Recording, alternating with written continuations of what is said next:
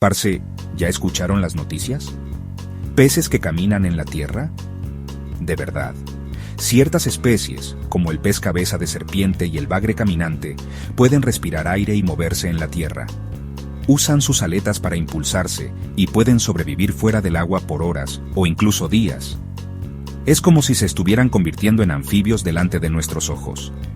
Denle me gusta y sigan el canal para más datos asombrosos de la naturaleza.